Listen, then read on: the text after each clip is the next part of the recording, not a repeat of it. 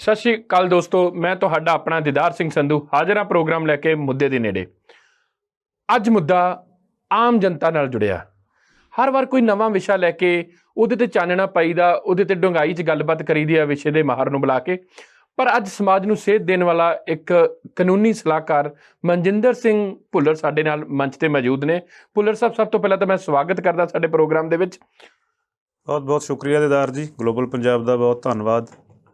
ਮਨਜਿੰਦਰ ਜੀ, ਜਿੱਦਾਂ ਅੱਗੇ ਆਪਾਂ ਨਾ ਪ੍ਰੋਗਰਾਮ ਦੇ ਵਿੱਚ ਕੋਈ ਇੱਕ ਵਿਸ਼ਾ ਲਈਦਾ ਤੇ ਉਹਦੇ ਤੇ ਚਰਚਾ ਕਰੀਦੀ ਆ, ਅੱਜ ਮੈਂ ਤੁਹਾਨੂੰ ਵੀ ਹੱਥ ਜੋੜ ਕੇ ਬੇਨਤੀ ਕਰੂੰਗਾ ਕਿ ਤੁਸੀਂ ਅੱਜ ਆਮ ਕਿਸੇ ਰਾਜਨੀਤਿਕ ਪਾਰਟੀ ਦਾ ਜਿਹੜਾ ਪੱਖ ਨਹੀਂ ਲੈਣਾ। ਤੁਸੀਂ ਇੱਕ ਕਾਨੂੰਨੀ ਮਾਹਰ ਹੋ ਕੇ ਕਾਨੂੰਨੀ ਮਾਹਰ ਦਾ ਜਿਹੜਾ ਰੁਤਬਾ ਅਦਾ ਕਰਨਾ। ਅੱਜ ਆਪਾਂ ਗੱਲਬਾਤ ਕਰਨੀ ਆ ਜੋ ਪਿਛਲੇ 6 ਮਹੀਨਿਆਂ ਦੌਰਾਨ ਸਰਕਾਰ ਵੱਲੋਂ ਚੇਂਜ ਕੀਤੇ ਗਏ, ਉਹਦਾ ਆਮ ਜਨਤਾ ਨੂੰ ਕਿੰਨੇ ਕੁ ਲਾਹੇਵੰਦ ਸਾਬਤ ਹੋ ਰਹੇ ਆ, ਜਾਂ ਸਰਕਾਰ ਦੀ ਨੀਅਤ ਕੁਝ ਹੋਰ ਸੀ, ਸਰਕਾਰ ਦਾਅਵੇ ਕੁਝ ਹੋਰ ਕਰ ਰਹੀ ਆ। ਉਹ ਚੇਂਜ ਕਰਨ ਦੇ ਪਿੱਛੇ ਸਰਕਾਰ ਵਾਕਿਆ ਹੀ ਸੁਧਾਰ ਕਰਨਾ ਚਾਹੁੰਦੀ ਆ, ਮੁੱਖ ਮੰਤਰੀ ਸਾਹਿਬ ਦੀ ਨੀਅਤ ਵਾਕਿਆ ਹੀ ਇਹ ਆ ਕਿ ਰੰਗਲਾ ਪੰਜਾਬ ਬਣਾਇਆ ਜਾਵੇ, ਪਰ ਉਹ ਆਮ ਜਨਤਾ ਤੱਕ ਪਹੁੰਚਦਿਆਂ ਅਫਸਰਸ਼ਾਹੀ ਉਸ ਹੁਕਮ ਦਾ ਜਿਹੜਾ ਹੈਗਾ ਪੰਜਾਬੀ 'ਚ ਅੱਖਾਂ ਦਾ ਜਲੂਸ ਕਿੱਦਾਂ ਕੱਢਦੀ ਆ, ਹਨਾ। ਆਮ ਜਨਤਾ ਤੱਕ ਉਹ ਕਿਸ ਲਹਿਜੇ 'ਚ ਪਹੁੰਚਦਾ, ਆਮ ਜਨਤਾ ਨੂੰ ਉਹਦੇ ਕੀ ਖਮਿਆਜੇ ਭੁਗਤਣੇ ਪੈਂਦੇ ਆ, ਕਿਉਂਕਿ ਹਰ ਬੰਦਾ ਸਿੱਧੇ ਤੌਰ ਤੇ ਮੁੱਖ ਮੰਤਰੀ ਸਾਹਿਬ ਨਾਲ ਜੁੜਿਆ ਨਹੀਂ ਹੁੰਦਾ, ਕਿਸੇ ਮਿਨਿਸਟਰ ਨਾਲ ਸਿੱਧੇ ਤੌਰ ਤੇ ਜੁੜਿਆ ਨਹੀਂ ਹੁੰਦਾ। ਲੋਕ ਤੁਹਾਡੇ ਜਿਹੜੇ ਹੁਕਮਾਂ ਨੂੰ, ਤੁਹਾਡੇ ਜਿਹੜੇ ਕਾਰੋਬਾਰ, ਜਿਹੜੇ ਕੰਮ ਉਹਨਾਂ ਤੱਕ ਪਹੁੰਚ ਰਹੇ ਆ, ਉਹਨਾਂ ਨੂੰ ਮੰਨਦੇ ਆ, ਉਹਨਾਂ ਨੂੰ ਮਹਿਸੂਸ ਕਰਦੇ ਆ। ਪ੍ਰੈਕਟੀਕਲੀ ਜਦੋਂ ਵਿਚਰਦੇ ਆ, ਫਿਰ ਜਿਹੜਾ ਉਹਨਾਂ ਦਾ ਅਨੁਭਵ ਆ ਉਹਨਾਂ ਕੰਮਾਂ ਦੇ ਨਾਲ, ਜਾਂ ਜਿਹੜੀਆਂ ਮੁਸੀਬਤਾਂ ਉਹ ਕਈ ਵਾਰ ਸਾਂਝੀਆਂ ਨਹੀਂ ਕਰਦੇ, ਉਹ ਦਿਲ ਦੇ ਵਿੱਚ ਬੰਨ੍ਹ ਕੇ ਰੱਖ ਲੈਂਦੇ ਆ। ਤੇ ਜਦੋਂ ਫਿਰ ਵੋਟਾਂ ਵਾਲੀ ਮਸ਼ੀਨ ਦਾ ਬਟਨ ਨੱਪਣਾ ਹੁੰਦਾ ਨਾ, ਉਦੋਂ ਆਪਣੀ ਖੁੰਦਕ ਕੱਢਦੇ ਆ, ਤਾਂ ਰਿਜ਼ਲਟ ਕਈ ਵਾਰ ਬਹੁਤ ਭਿਆਨਕ ਆਉਂਦੇ ਆ, ਜੋ ਪਿਛਲੇ ਕਾਫੀ ਲੰਮੇ ਸਮੇਂ ਤੋਂ ਆਪਾਂ ਦੇਖ ਰਹੇ ਹਾਂ। ਇੱਕ ਵਿਸ਼ਾ ਨਹੀਂ, ਛੋਟੇ ਛੋਟੇ ਕਈ ਵਿਸ਼ੇ ਆ ਜੋ ਪਿਛਲੇ ਕੁਝ ਦਿਨਾਂ ਦੇ ਵਿੱਚ ਮੈਂ ਵੀ ਮਹਿਸੂਸ ਕੀਤੇ, ਤੇ ਮੈਂ ਉਹਨਾਂ ਦੇ ਬਾਰੇ ਵਨ ਬਾਏ ਵਨ ਤੁਹਾਡੇ ਨਾਲ ਜਿਹੜਾ ਚਰਚਾ ਕਰੂੰਗਾ। ਸਭ ਤੋਂ ਪਹਿਲਾਂ ਆਪਾਂ ਗੱਲ ਕਰਦੇ ਹਾਂ ਕਿ ਜਿਹੜਾ ਐਫੀਡੈਵਿਟ ਕਿਸੇ ਨੇ ਵੀ ਬਣਾਉਣਾ ਪੰਜਾਬ ਦੇ ਵਿੱਚ, ਕਿਸੇ ਵੀ ਕੰਮ ਧੰਦੇ ਨੂੰ ਲੈ ਕੇ ਐਫੀਡੈਵਿਟ ਦੇਣਾ ਪੈਂਦਾ। ਵੈਸੇ ਤਾਂ ਪੰਜਾਬ ਸਰਕਾਰ ਦਾ ਇੱਕ ਹੋਰ ਸ਼ਲਾਘਾਯੋਗ ਕਦਮ ਆ ਜਿਹੜਾ ਬੀਤੇ ਕੱਲ ਉਹਨਾਂ ਨੇ ਕੀਤਾ ਕਿ ਐਫੀਡੈਵਿਟ ਦੀ ਜਗ੍ਹਾ ਤੇ ਸਵੈ ਘੋਸ਼ਣਾ ਪੱਤਰ। ਤੁਹਾਨੂੰ ਪਹਿਲਾਂ ਕਿਸੇ ਵੀ ਸਰਕਾਰੀ ਕੰਮ ਲਈ ਜਿਹੜਾ ਐਫੀਡੈਵਿਟ ਦੇਣਾ ਪੈਂਦਾ ਸੀ, ਐਫੀਡੈਵਿਟ ਖਰੀਦਦੇ ਸੀਗੇ, ਫਿਰ ਉਹਨੂੰ ਨੋਟਰੀ ਟੈਸਟਡ ਕਰਵਾਉਂਦੇ ਸੀ, ਉਹਦੀ ਜਗ੍ਹਾ ਤੇ ਤੁਸੀਂ ਖੁਦ ਇੱਕ ਸਵੈ ਘੋਸ਼ਣਾ ਪੱਤਰ ਆਪਣੇ ਵੱਲੋਂ ਦੇ ਸਕਦੇ ਹੋ, ਸੈਲਫ ਅਟੈਸਟਡ। ਬਟ ਫਿਰ ਵੀ ਕੁਝ ਅਜਿਹੇ ਕਾਰਜ, ਸਰਕਾਰੀ ਕਾਰੋਬਾਰ ਜਾਂ ਕੋਈ ਕੰਮ ਧੰਦੇ ਅਜਿਹੇ ਜਿਹੜੇ ਪੁਰਾਣੇ ਸਾਡੇ ਕਲਰਕ ਭਾਈਚਾਰੇ ਦੇ ਲੋਕ ਜਾਂ ਜਿਹੜੇ ਦਫ਼ਤਰੀ ਬਾਬੂ ਬੈਠੇ ਹੋਏ ਆ, ਉਹ ਲਕੀਰ ਦੇ ਫਕੀਰ ਆ। ਪੰਜਾਬੀ ਦਾ ਇੱਕ ਮੁਹਾਵਰਾ, ਲੋਕਾਂ ਦਾ ਨਾ ਦੁੱਧ ਵਿਕਦਾ, ਤੇਰਾ ਵਿਕਦਾ ਜੈ ਕੁਰੇ ਪਾਣੀ ਹੈ, ਗੀਤ ਆ ਸ਼ਾਇਦ, ਸੌਰੀ ਮੈਂ ਮੁਹਾਵਰਾ ਬੋਲ ਗਿਆ। ਠੀਕ ਉਸੇ ਤਰ੍ਹਾਂ ਪਹਿਲਾਂ ਜਦੋਂ ਐਫੀਡੈਵਿਟ ਪੇਪਰ ਵੀਜ਼ਾ ਸੀ, ਤਾਂ ਪੇਪਰ ਵੀਜ਼ੇ ਦੇ ਵਿੱਚ ਬੰਦਾ ਕੋਰਟ ਕੰਪਲੈਕਸ ਦੇ ਅੰਦਰ ਜਾਂਦਾ ਸੀ, ਤਹਿਸੀਲ ਜਾਂਦਾ ਸੀ, ਉੱਥੇ ਐਫੀਡੈਵਿਟ ਦੇ ਵੈਂਡਰ ਜਿਹੜੇ ਬੈਠੇ ਹੁੰਦੇ ਸੀ, ਬੰਦਾ ਐਫੀਡੈਵਿਟ ਖਰੀਦਦਾ ਸੀ, ਆਪਣੀ ਵਰਡਿੰਗ ਦਿੰਦਾ ਸੀਗਾ ਟਾਈਪਿਸਟ ਨੂੰ, ਟਾਈਪ ਕਰਵਾ ਕੇ ਤੇ ਨੋਟਰੀ ਤੋਂ ਟੈਸਟਡ ਕਰਵਾ ਲੈਂਦਾ ਸੀ। ਹੁਣ ਪੰਜਾਬ ਸਰਕਾਰ ਨੇ ਇੱਕ ਸ਼ਲਾਘਾਯੋਗ ਕਦਮ ਕੀਤਾ ਕਿ ਜਿਹੜੇ ਐਫੀਡੈਵਿਟ ਆ ਇਹਨਾਂ ਦੀ ਸੇਲ ਬੰਦ ਕਰੋ। ਇਹਦੀ ਜਗ੍ਹਾ ਤੇ ਹਰ ਜਿੱਦਾਂ ਗਲੋਬਲਾਈਜੇਸ਼ਨ ਹੋ ਰਹੀ ਆ, ਡਿਜੀਟਲਾਈਜੇਸ਼ਨ ਦਾ ਜ਼ਮਾਨਾ, ਡਿਜੀਟਲ ਕਰਤਾ, ਇਹਨੂੰ ਈ ਸਟੈਂਪ ਪੇਪਰ ਬਣਾਤਾ ਕਿ ਤੁਹਾਨੂੰ ਜਿਹੜਾ ਇਲੈਕਟ੍ਰੋਨਿਕਲ ਪੇਪਰ ਮਿਲ ਜੂਗਾ। ਸ਼ਾਇਦ ਜੋ ਅਸੀਂ ਆਪਣੀ ਪੜ੍ਹਾਈ ਦੇ ਵਿੱਚ ਪੜ੍ਹਿਆ, ਜੋ ਸਾਨੂੰ ਸਮਝ ਆਉਂਦਾ ਡਿਜੀਟਲਾਈਜੇਸ਼ਨ ਦਾ ਮਤਲਬ, ਉਹ ਇਹ ਆ ਕਿ ਇਹਨੂੰ ਈਜ਼ੀ ਕਰ ਦਿਓ, ਪੇਪਰ ਵਰਕ ਆ ਜਿਹੜਾ ਘੱਟ ਹੋਵੇ ਤੇ ਡਿਜੀਟਲ ਹੋ ਜਾਵੇ। ਬਟ ਉਹ ਡਿਜੀਟਲ ਐਫੀਡੈਵਿਟ ਦਾ ਪੂਰਾ ਇੱਕ ਪੇਜ ਬਣ ਕੇ ਆਉਂਦਾ। 50 ਰੁਪਏ ਵਾਲਾ ਜਿਹੜਾ ਐਫੀਡੈਵਿਟ ਆ ਉਹਨੂੰ ਲੈਣ ਲਈ ਸਭ ਤੋਂ ਪਹਿਲਾਂ ਬੰਦਾ ਕੋਰਟ ਕੰਪਲੈਕਸ ਦੇ ਅੰਦਰ ਜਾਂਦਾ, ਤਹਿਸੀਲ ਦੇ ਅੰਦਰ ਜਾਂਦਾ, ਤਾਂ ਕਿਸੇ ਫੋਟੋਸਟੇਟ ਵਾਲੇ ਮਿੱਤਰ ਨੂੰ ਜਾ ਕੇ ਇੱਕ ਫਾਰਮ ਕਹਿੰਦਾ ਵੀ ਮੈਨੂੰ ਆਹ ਫਾਰਮ ਦੇ ਦਿਓ। ਫੋਟੋਸਟੇਟ ਵਾਲਾ 5 ਰੁਪਏ ਦਾ ਫਾਰਮ ਦਿੰਦਾ, ਠੀਕ ਹੈ ਜੀ। ਇੱਕ ਪੇਜ ਖਰਾਬ ਹੋ ਗਿਆ, ਇੱਕ ਪੇਜ A4 ਸਾਈਜ਼ ਉਹ ਫਾਰਮ ਦੇ ਜਿਹੜਾ ਰੂਪ ਦੇ ਵਿੱਚ ਖਰਾਬ ਹੋ ਗਿਆ। ਫਿਰ ਉਹ ਫਾਰਮ ਭਰ ਕੇ ਵੈਂਡਰ ਕੋਲ ਜਾਂਦਾ, ਜਿਹੜੇ ਵੈਂਡਰ ਨੇ ਉਹਨੂੰ ਉਹ ਐਫੀਡੈਵਿਟ ਦੇਣਾ। ਉਹ ਵੈਂਡਰ ਕਹਿੰਦਾ ਜੀ ਇਹਨੂੰ ਅੰਗਰੇਜ਼ੀ ਦੇ ਵਿੱਚ ਭਰੋ ਫਾਰਮ। ਪੂਰੇ ਦੇ ਪੂਰੇ ਤਹਿਸੀਲ ਕੰਪਲੈਕਸਾਂ ਦੇ ਵਿੱਚ, ਪੂਰੇ ਦੇ ਪੂਰੇ ਕੋਰਟ ਕੰਪਲੈਕਸਾਂ ਦੇ ਵਿੱਚ ਜਿੱਥੇ ਈ ਸਟਾਂਪ ਪੇਪਰ ਦੇਣ ਵਾਲੇ ਇਹ ਸੱਜਣ ਬੈਠੇ ਆ, ਉਹ ਸਾਰੇ ਦਾ ਸਾਰਾ ਫਾਰਮ ਅੰਗਰੇਜ਼ੀ ਭਾਸ਼ਾ ਦੇ ਵਿੱਚ ਆ, ਔਰ ਸਾਫ਼ ਲਿਖਿਆ ਹੋਇਆ ਬਾਹਰ ਕਿ ਇਹਨੂੰ ਅੰਗਰੇਜ਼ੀ ਦੇ ਵੱਡੇ ਅੱਖਰਾਂ ਵਿੱਚ ਸਾਫ਼ ਸੁਥਰਾ ਭਰ ਕੇ ਲੈ ਕੇ ਆਓ। ਪਹਿਲੀ ਗੱਲ, ਉੱਥੇ ਦੂਸਰਾ ਮਾਤ ਭਾਸ਼ਾ ਦਾ ਘਾਣ ਕੀਤਾ ਗਿਆ, ਠੀਕ ਹੈ ਜੀ। ਫਿਰ ਉਹ ਫਾਰਮ ਭਰ ਕੇ ਜਿਹੜਾ ਈ ਸਟਾਂਪ ਪੇਪਰ ਵਾਲੇ ਵੈਂਡਰ ਨੂੰ ਦੇ ਦਿੱਤਾ ਜਾਂਦਾ। ਫਿਰ ਉਹ 50 ਰੁਪਏ ਵਾਲਾ ਐਫੀਡੈਵਿਟ 65 ਰੁਪਏ ਦਾ ਵੇਚਦਾ, ਠੀਕ ਹੈ ਜੀ। 15 ਰੁਪਏ ਉਹ ਕਿਸ ਚੀਜ਼ ਦੇ ਲੈ ਰਿਹਾ, ਸਰਕਾਰ ਉਹਨੂੰ ਕਿਸ ਤਰ੍ਹਾਂ ਅਲਾਓ ਕਰ ਰਹੀ ਆ, ਕੀ ਸਰਕਾਰ ਦੀ ਨਿਗਾਹ ਦੇ ਵਿੱਚ ਇਹ ਹੈ ਜਾਂ ਨਹੀਂ ਹੈ। ਪਰ ਆਮ ਨਾਗਰਿਕ ਨੂੰ ਜਿਹੜਾ 50 ਰੁਪਏ ਵਾਲਾ ਐਫੀਡੇਵਿਟ ਆ ਉਹ 70 ਰੁਪਈਆਂ ਦਾ ਮਿਲ ਰਿਹਾ। ਮਤਲਬ ਲਗਭਗ 40% ਰਿਸ਼ਵਤ, 40% ਜਿਹੜੀ ਡਿਜੀਟਲਾਈਜੇਸ਼ਨ ਕਰਨ ਦੀ ਜਿਹੜੀ ਖਮਿਆਜਾ ਇੱਕ ਆਮ ਬੰਦੇ ਨੂੰ ਭੁਗਤਣਾ ਪੈ ਰਿਹਾ। ਔਰ ਦੂਸਰੀ ਗੱਲ, ਈ ਸਟਾਂਪ ਪੇਪਰ ਕਰਨ ਦਾ ਫਾਇਦਾ ਕਿ ਉਹ ਪੇਪਰ ਦੀ ਬਚਤ ਹੋਵੇ, ਵਾਤਾਵਰਨ ਨੂੰ ਬਚਾਇਆ ਜਾ ਸਕੇ, ਕਿਉਂਕਿ ਕੋਈ ਵੀ ਪੇਪਰ ਜਦੋਂ ਹੋਂਦ ਦੇ ਵਿੱਚ ਆਉਂਦਾ ਤਾਂ ਦਰਖਤ ਕੱਟੇ ਜਾਂਦੇ ਆ। ਤਾਂ ਇੱਕ ਫਾਰਮ, ਜਿੱਦਾਂ ਇੱਕ ਐਫੀਡੇਵਿਟ ਬਣਾਉਣ ਤੇ ਪੇਪਰ ਲੱਗਣਾ ਸੀ, ਉਹਨਾਂ ਪੇਜ ਤਾਂ ਫਾਰਮ ਭਰਨ ਤੇ ਲਾ ਦਿੱਤਾ ਗਿਆ। ਫਿਰ ਇੱਕ ਪੇਜ ਨਵਾਂ ਆਇਆ ਜਿਹੜਾ ਈ ਸਟਾਂਪ ਪੇਪਰ ਦੀ ਰੂਪ ਦੇ ਵਿੱਚ ਤੁਹਾਡੇ ਸਾਹਮਣੇ ਆ ਗਿਆ, ਜਿਹਦੇ ਥੱਲੇ ਸਿਰਫ 2 ਇੰਚ ਜਗ੍ਹਾ ਬਚਦੀ ਆ, ਕੋਈ ਵੀ ਟਾਈਪਿਸਟ ਉੱਤੇ ਟਾਈਪ ਕਰਕੇ ਦੇਣ ਨੂੰ ਤਿਆਰ ਨਹੀਂ। ਫਿਰ ਜਿਹੜੀ ਤੁਸੀਂ ਆਪਣਾ ਹਲਫੀਆ ਬਿਆਨ ਦੇਣਾ, ਉਹ ਤੁਹਾਨੂੰ ਇੱਕ ਹੋਰ ਪੇਜ ਤੇ ਲਿਖਾਉਣਾ ਪੈਂਦਾ ਤੇ ਉਹ ਦੋਨਾਂ ਪੇਜਾਂ ਨੂੰ ਅਟੈਚ ਕਰ ਦਿੰਦੇ ਆ। ਯਾਰ ਸਰਕਾਰ ਦੀ ਨੀਅਤ ਕਿ ਇੱਕ ਪੇਜ ਬਚਾਉਣਾ, ਹਨਾ, ਆਪਾਂ ਈ ਸਟਾਂਪ ਸ਼ੁਰੂ ਕਰਨਾ ਤੇ ਉਹਦੇ ਲਈ 3 ਗੁਣਾ ਪੇਜ ਲਾਤੇ। ਕੀ ਇਹ ਸਰਕਾਰ ਦਾ ਜਿਹੜਾ ਕਦਮ ਆ ਜਾਂ ਇਹ ਜਿਹੜਾ ਸਿਸਟਮ ਆ ਇਹ ਨਲਾਇਕੀ ਪੂਰਵਕ ਨਹੀਂ ਹੈਗਾ? ਕੀ ਇਹ ਇੱਕ ਘਟੀਆ ਤਰੀਕੇ ਨਾਲ ਇਹਨੂੰ ਜਿਹੜਾ ਲਾਗੂ ਨਹੀਂ ਕੀਤਾ ਜਾ ਰਿਹਾ? ਇਹਦੇ ਬਾਰੇ ਮੈਂ ਤੁਹਾਡਾ ਇੱਕ ਕਾਨੂੰਨੀ ਮਾਹਰ ਹੋਣ ਦੇ ਨਾਤੇ ਸੁਝਾਅ ਚਾਹੂੰਗਾ। ਦੇਖੋ, ਸਰਕਾਰ ਕੋਈ ਵੀ ਜਦੋਂ ਪਾਲਿਸੀ ਲੈ ਕੇ ਆਉਂਦੀ ਹੈ ਤਾਂ ਉਹਦੇ ਉੱਪਰ ਪ੍ਰੋਪਰ ਡੈਲੀਬਰੇਸ਼ਨਸ, ਡਿਸਕਸ਼ਨਸ ਹੁੰਦੀਆਂ ਨੇ ਕਿ ਇਹਦੇ ਨਤੀਜੇ ਕਿਸ ਤਰ੍ਹਾਂ ਦੇ ਰਹਿਣਗੇ, ਇਹਦੀਆਂ ਜਿਹੜੀਆਂ ਰਿਪਰਕਸ਼ਨਸ ਉਹ ਕਿਸ ਤਰ੍ਹਾਂ ਦੀਆਂ ਰਹਿਣਗੀਆਂ, ਜਾਂ ਲੋਕਾਂ ਦੇ ਵਿੱਚ ਇਹਦੀ ਅਸੈਪਟੇਬਿਲਿਟੀ, ਇਹਦੀ ਜਿਹੜੀ ਰਿਸੈਪਟੈਂਸ ਹੈ ਉਹ ਕਿਸ ਤਰ੍ਹਾਂ ਦੀ ਰਹੂਗੀ। ਔਰ ਜਿਵੇਂ ਐਜ਼ ਪਰ ਦਾ ਇੰਡੀਅਨ ਕਨਸਟੀਟਿਊਸ਼ਨ 3 ਲਾਈਨਸ ਨੇ। ਲੈਜਿਸਲੇਚਰ ਆ ਜਿਨ੍ਹਾਂ ਨੇ ਲਾਅ ਮੇਕਿੰਗ ਕਰਨੀ ਹੈ, ਐਗਜ਼ੀਕਿਊਟ ਅੱਗੋਂ ਜਿਹੜੀ ਸਰਕਾਰ ਹੈ, ਜੇ ਕੈਬਨਿਟ ਹੈ ਜਾਂ ਜਿਹੜਾ ਸਾਰਾ ਤੰਤਰ ਹੈ ਥੱਲੇ, ਜਿਹਦੇ 'ਚ ਬਿਊਰੋਕ੍ਰੇਸੀ ਵੀ ਇਨਕਲੂਡ ਹੈ, ਔਰ ਸਾਰਾ ਜਿਹੜਾ ਢਾਂਚਾ ਸਟਰਕਚਰਲ ਦੀ ਤੁਸੀਂ ਜਿਹਦੀ ਗੱਲ ਕੀਤੀ ਹੈ, ਚਾਹੇ ਉਹ ਬਾਊ ਨੇ ਚਾਹੇ ਥੱਲੇ ਲੈਵਲ ਤੱਕ, ਉਹ ਐਗਜ਼ੀਕਿਊਸ਼ਨ ਹੈ। ਇਸੇ ਤਰ੍ਹਾਂ ਜੁਡੀਸ਼ਰੀ ਦਾ ਆਪਦਾ ਕਾਰਜਭਾਰ ਹੈ। ਸਰਕਾਰ ਨੇ ਜਦੋਂ ਪਾਲਿਸੀ ਬਣਾਤੀ, ਮੈਂ ਬਿਲਕੁਲ ਇਸ ਗੱਲ ਨਾਲ ਸਹਿਮਤ ਹਾਂ, ਤੁਹਾਡੀ ਨਾਲ ਮੁਤਫਕ ਹਾਂ ਕਿ ਇਹ ਸਰਕਾਰ ਦੀ ਹੀ ਜ਼ਿੰਮੇਵਾਰੀ ਆ ਉਹਨੂੰ ਐਗਜ਼ੀਕਿਊਟ ਕਰਾਉਣਾ। ਪਰ ਜਿਹੜਾ ਪਿਛਲੇ ਲੰਬੇ ਸਮੇਂ ਤੋਂ ਇੱਕ ਸਾਡੇ ਡੇਲੀ ਮੋਡਸ ਦੇ ਵਿੱਚ ਜਿਹੜੀਆਂ ਸਾਡੇ ਡੇ ਟੂ ਡੇ ਲਾਈਫ ਦੇ ਵਿੱਚ ਚੀਜ਼ਾਂ ਰਚ ਚੁੱਕੀਆਂ ਨੇ, ਹੁਣ ਜਿਹੜਾ 50 ਰੁਪਏ ਵਾਲਾ ਸਟਾਂਪ 65 ਰੁਪਏ ਦਾ ਵਿਕ ਰਿਹਾ, ਉਹ ਨਾ ਤਾਂ ਮੁੱਖ ਮੰਤਰੀ ਵੇਚ ਰਿਹਾ, ਨਾ ਕੋਈ ਮੰਤਰੀ ਵੇਚ ਰਿਹਾ, ਨਾ ਕੋਈ ਸਰਕਾਰ ਦਾ MLA ਜਾਂ ਸਰਪੰਚ ਵੇਚ ਰਿਹਾ, ਉਹ ਸਾਡੇ ਹੀ ਭਾਈ ਬੰਧੂ ਨੇ। ਉਹਨੂੰ ਅਗਰ ਸਰਕਾਰ ਪੰਜਾਬੀ 'ਚ ਜਿਹਨੂੰ ਕਹਿੰਦੇ ਆ ਕਿ ਸਖਤੀ ਕਰ ਦਿੰਦੀ ਆ, ਤਾਂ ਉਹਦੀਆਂ ਜਿਹੜੇ ਰਿਐਕਸ਼ਨਸ ਨੇ, ਮੈਂ ਇਹਨੂੰ ਗੱਲ ਜੋੜਨਾ ਚਾਹੁੰਦਾ ਕਿ ਕੱਲ੍ਹ ਦੀ ਤੁਸੀਂ ਸੋਸ਼ਲ ਮੀਡੀਆ 'ਤੇ ਅਮਰਗੜ੍ਹ ਹਲਕੇ ਦੀ ਇੱਕ ਵੀਡੀਓ ਬੜੀ ਵਾਇਰਲ ਹੋ ਰਹੀ ਹੈ ਕਿ ਕੋਈ ਪਟਵਾਰੀ ਸਾਹਿਬਾਨ ਸੀਗੇ ਅਤੇ ਉਹਨਾਂ ਦਾ ਕਿਸੇ ਆਮ ਆਦਮੀ ਪਾਰਟੀ ਦੇ ਵਰਕਰ ਦੇ ਨਾਲ ਕੋਈ ਕਿਸੇ ਗੱਲ ਨੂੰ ਲੈ ਕੇ ਤਕਰਾਰ ਹੋ ਗਿਆ। ਸੋ ਇਹਦੇ ਵਿੱਚ ਸਰਕਾਰ ਨੂੰ ਅਗਰ ਅਸੀਂ ਕਟਹਿਰੇ 'ਚ ਖੜਾ ਕਰੀਏ ਤਾਂ ਕਿਤੇ ਨਾ ਕਿਤੇ 100 ਚੋਂ 1% ਠੀਕ ਆ ਕਿ ਉਹ ਜਿਹੜੀ ਅਜਮਾਇਸ਼ ਆ, ਉਹਦੀ ਐਗਜ਼ੀਕਿਊਸ਼ਨ ਆ, ਉਹਦੇ ਉੱਤੇ ਪਹਿਲਾਂ ਤੋਂ ਧਿਆਨ ਦੇਣਾ ਚਾਹੀਦਾ। ਪਰ ਉਹਦੇ 'ਚ ਸਰਕਾਰ ਨਾਲੋਂ ਵੱਧ ਜਿਹੜਾ ਥੱਲੇ ਸਟਰਕਚਰਲ ਸਾਰਾ ਐਟਮੋਸਫੀਅਰ ਆ, ਉਹ ਲੋਕ ਮੈਨੂੰ ਲੱਗਦਾ ਕਿ ਕਿਤੇ ਨਾ ਕਿਤੇ ਜ਼ਿਆਦਾ ਦੋਸ਼ੀ ਨੇ। ਔਰ ਇਹ ਗੱਲ ਤਾਂ ਬਿਲਕੁਲ ਐਡਮਿਟਡ ਫੈਕਟ ਆ ਕਿ ਰੁੱਖਾਂ ਨੂੰ ਕੱਟ ਕੇ ਜਿਹੜਾ ਹੈਗਾ ਪੇਪਰ ਬਣਦਾ, ਅਤੇ ਪੇਪਰ ਬਹੁਤ ਸਾਰੀਆਂ ਫਾਰਮਸ ਦੇ ਵਿੱਚ ਅਸੀਂ ਕੋਸ਼ਿਸ਼ ਕਰਦੇ ਹਾਂ ਵਾਰ-ਵਾਰ ਕਿ ਬਚਾਇਆ ਜਾਵੇ, ਪਰ ਉਹਦੇ 'ਚ ਵਾਰ-ਵਾਰ ਪਿਛਲੀਆਂ ਸਰਕਾਰਾਂ ਵੀ ਅਤੇ ਅਸੀਂ ਵੀ ਕਿਤੇ ਨਾ ਕਿਤੇ ਫੇਲ ਹੋਏ ਹਾਂ। ਇਸੇ ਕਰਕੇ ਈ ਸਟਾਂਪ ਦੀ ਜਿਹੜੀ ਹੈਗੀ ਆ ਪ੍ਰੋਵੀਜ਼ਨ ਆ, ਉਹ ਲੋਕਾਂ ਨੂੰ, ਸੰਗਤ ਨੂੰ ਦਿੱਤੀ ਗਈ ਸੀ। ਔਰ ਦੂਜੀ ਗੱਲ, ਜਿਹੜੀ ਸੈਲਫ ਡੈਕਲੇਰੇਸ਼ਨ ਹੈ, ਉਹ ਤਾਂ ਐਡੀ ਵੱਡੀ ਦਦਾਰ ਜੀ ਸਹੂਲਤ ਆ। ਇੱਕ ਤੁਸੀਂ ਜਾਤੀ ਸਰਟੀਫਿਕੇਟ ਬਣਾਉਣਾ, ਤੁਸੀਂ ਕੋਈ ਪੈਨਸ਼ਨ ਵਾਸਤੇ ਕੋਈ ਫਾਰਮ ਭਰਨਾ ਹੈ, ਉਹਦੇ ਵਾਸਤੇ ਸਵੈ ਘੋਸ਼ਣਾ ਦੇਣੀ ਹੈ, ਕੋਈ ਬੱਚੇ ਦਾ ਕੋਈ ਬਾਰਡਰ ਏਰੀਏ ਦਾ ਸਰਟੀਫਿਕੇਟ ਆ, ਕੋਈ ਹੋਰ ਬਹੁਤ ਸਾਰੇ ਇਸ ਤਰ੍ਹਾਂ ਦੇ ਡਾਕੂਮੈਂਟਸ, ਦਸਤਾਵੇਜ਼ ਨੇ ਜਿਹੜੇ ਤੁਹਾਨੂੰ ਹਰ ਸਾਲ ਜਾਂ after every couple of years ਤੁਹਾਨੂੰ ਰੀਨਿਊ ਕਰਾਉਣੇ ਪੈਂਦੇ ਆ। ਤਾਂ ਉਹ ਇੱਕ ਵੱਡੀ ਰਾਹਤ ਆ ਪੰਜਾਬ ਦੇ ਲੋਕਾਂ ਨੂੰ। ਔਰ ਜਿਹੜੀ ਇਹ ਸਮੱਸਿਆ ਵਾ, ਹੌਲੀ ਹੌਲੀ ਦਰਜਾ ਬਦਰਜਾ ਆਉਣ ਵਾਲੇ ਸਮੇਂ ਦੇ ਵਿੱਚ, ਸਾਡੇ ਕਾਰਜਕਾਲ ਦੇ ਵਿੱਚ, ਮੈਨੂੰ ਲੱਗਦਾ ਕਿ ਤੁਹਾਨੂੰ ਰਾਹਤ ਮਿਲੇਗੀ ਔਰ ਲੋਕ ਇਸ ਗੱਲ ਨੂੰ ਮਹਿਸੂਸ ਕਰਨਗੇ ਕਿ ਇਸ ਚੀਜ਼ ਨੂੰ ਠੱਲ ਪਈ ਹੈ। ਮੈਂ ਨਾ ਭੁੱਲਰ ਸਾਹਿਬ ਕੱਲ ਕਿਸੇ ਆਪਣੇ ਪਰਸਨਲ ਸਬੰਧ ਦੇ ਵਿੱਚ ਕੋਈ ਐਫੀਡੇਵਿਟ ਬਣਵਾਉਣਾ ਸੀਗਾ। ਇਹ ਐਕਚੁਅਲੀ ਮੈਂ ਕੱਲ ਮਹਿਸੂਸ ਕੀਤਾ ਤਾਂ ਮੈਨੂੰ ਲੱਗਾ ਕਿ ਸਰਕਾਰ ਦੇ ਜਿਹੜੇ ਕੰਨਾਂ ਤੱਕ ਇਹ ਆਵਾਜ਼ ਤਾਂ ਪਹੁੰਚਾਈ ਜਾਵੇ। ਆਮ ਕਈ ਬੰਦੇ ਵਿਚਾਰੇ ਥੱਕ ਹਾਰ ਕੇ ਉੱਥੋਂ ਮੁੜੇ ਆਉਂਦੇ, ਗੱਲ ਕਰਨ ਦਾ ਜਿਹੜਾ ਤਰੀਕਾ ਜਾਂ ਪਲੇਟਫਾਰਮ ਨਹੀਂ ਹੁੰਦਾ। ਔਰ ਜਿੰਨੇ ਵੀ ਸਟਾਂਪ ਵੈਂਡਰ ਦੇ ਰਹੇ ਆ, ਈ ਸਟਾਂਪ ਪੇਪਰ ਦੇ ਰਹੇ ਆ, ਕੋਈ ਵੀ ਬੰਦਾ ਤੁਹਾਡੇ ਤੋਂ ਡਿਜੀਟਲ ਮੂਡ ਦੇ ਵਿੱਚ ਪੇਮੈਂਟ ਨਹੀਂ ਲੈ ਰਿਹਾ। ਕਿਸੇ ਨੇ ਉੱਥੇ ਪੇਟੀਐਮ ਨਹੀਂ ਰੱਖਿਆ, ਕਿਸੇ ਨੇ ਗੂਗਲ ਪੇ ਨਹੀਂ ਰੱਖੀ, ਉਹ ਬਿਲਕੁਲ ਜਵਾਬ ਦੇ ਰਹੇ ਆ ਜੀ ਕੈਸ਼ ਲੈ ਕੇ ਆਓ। ਹੁਣ ਤੁਸੀਂ ਸਵੇਰੇ ਸਵੇਰੇ ਘਰ ਤੋਂ ਜਾਂਦੇ ਹੋ, ਕਿਉਂਕਿ ਲੋਕਡਾਊਨ ਤੋਂ ਬਾਅਦ ਔਰ ਜਦੋਂ ਤੋਂ ਕਰੰਸੀ ਬੰਦ ਹੋਈ ਆ, ਹੈ ਨਾ, ਨੋਟਬੰਦੀ ਹੋਈ ਆ, ਉਸ ਤੋਂ ਬਾਅਦ ਇੱਕ ਆਮ ਰੁਝਾਨ ਬਣ ਗਿਆ। ਸਾਡੇ ਪ੍ਰਾਈਮ ਮਿਨਿਸਟਰ ਕਹਿੰਦੇ ਆ ਕਿ ਡਿਜੀਟਲ ਇੰਡੀਆ ਬਣਾਓ, ਔਰ ਕੋਈ ਵੀ ਸਟਾਂਪ ਵੈਂਡਰ ਆ ਜਿਹੜਾ ਉਹ ਕਹਿੰਦਾ ਜੀ ਕੈਸ਼ ਲੈ ਕੇ ਆਓ, ਮੈਂ ਇਸ ਤਰ੍ਹਾਂ ਤੁਹਾਨੂੰ ਈ ਸਟਾਂਪ ਪੇਪਰ ਨਹੀਂ ਦੇ ਸਕਦਾ, ਕਿਉਂਕਿ ਉਹ ਕਾਨੂੰਨੀ ਤੌਰ ਤੇ ਸ਼ਾਇਦ ਉਹ 15 ਰੁਪਏ ਜਿਹੜੇ ਵੱਧ ਲੈ ਰਿਹਾ। ਠੀਕ ਹੈ, ਇਹ ਲੁੱਟ 15 ਰੁਪਈਆਂ ਦੀ ਲੁੱਟ ਨਹੀਂ, ਇੱਕ ਆਮ ਨਾਗਰਿਕ ਦੀ ਲੁੱਟ ਆ। ਸ਼ਾਮ ਤੱਕ ਕਿੰਨੇ ਐਫੀਡੈਵਿਟ ਵੇਚ ਰਿਹਾ, ਇਹ 50 ਰੁਪਈਆਂ ਮਗਰ 20 ਰੁਪਈਆਂ ਦੀ ਲੁੱਟ ਆ। ਔਰ ਆਥਰ ਨੂੰ ਜੇ ਕਿਸੇ ਨੇ ਰਜਿਸਟਰੀ ਕਰਾਉਣੀ ਹੈ ਤਾਂ ਕਿੰਨੀ ਵੱਡੀ ਮਾਤਰਾ 'ਚ ਲੈ ਰਿਹਾ, ਕਿਸ ਬੰਦੇ ਨੂੰ ਕਿਸ ਤਰੀਕੇ ਨਾਲ ਲੁੱਟਿਆ ਜਾ ਰਿਹਾ।